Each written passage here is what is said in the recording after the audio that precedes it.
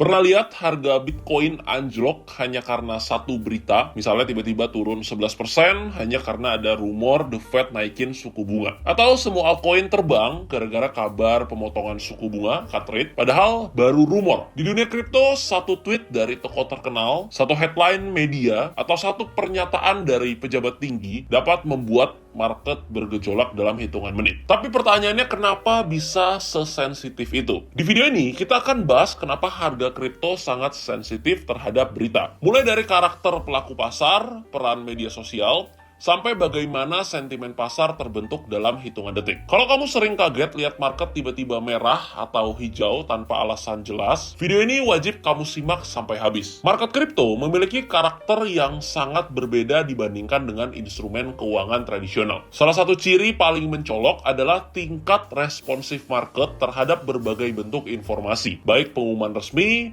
pernyataan publik, hingga spekulasi yang belum tervalidasi. Karena market kripto beroperasi selama 24 jam tanpa henti, reaksi terhadap suatu berita terjadi secara instan. Tidak ada jeda waktu untuk merespon. Tidak ada batasan hari atau jam operasional. Akibatnya, setiap perkembangan, terutama yang menyangkut aspek makroekonomi, kebijakan regulasi, atau peristiwa geopolitik, dapat langsung tercermin dalam pergerakan harga secara global. Selain itu, peran sentimen dalam menentukan arah harga sangatlah dominan. Market kripto itu bersifat sangat naratif driven. Artinya, harga seringkali bergerak berdasarkan persepsi terhadap kemungkinan yang akan terjadi, bukan hanya realita yang sedang berlangsung. Fenomena seperti FOMO, Fear of Missing Out, dan FUD seringkali mempercepat reaksi ini. Ketika muncul kabar bahwa ETF Bitcoin akan disetujui, antusiasme pasar bisa membesar secara tidak proporsional, mendorong harga naik tajam dalam waktu yang sangat singkat. Sebaliknya, pernyataan regulator tentang pengawasan aset digital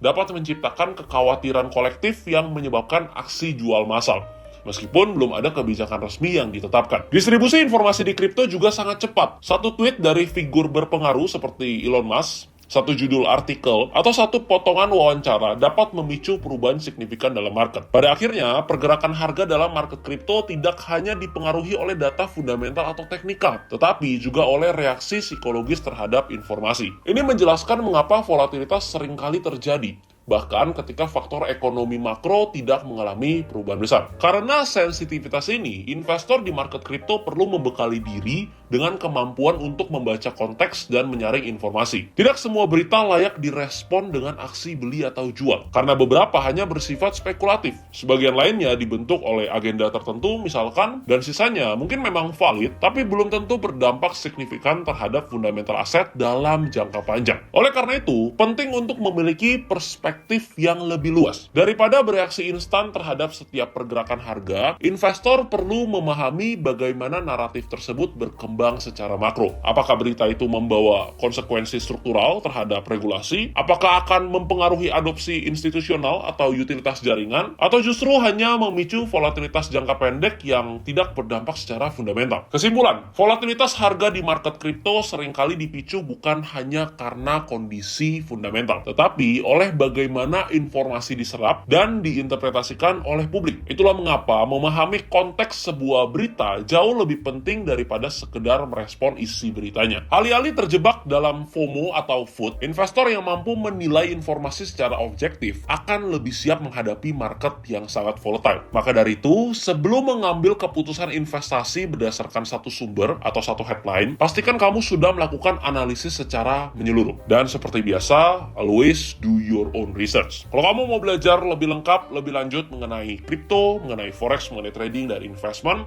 kamu bisa join ke komunitas gratis Trader Disiplin. Ini nggak berbayar, tinggal scan di sini atau klik link yang ada di deskripsi. Di sana kamu akan belajar dari modul-modul gratis dan banyak sekali informasi menarik di dalam grup tersebut. So, pastikan kamu join karena sekarang sudah waktunya belajar bersama Trader Disiplin.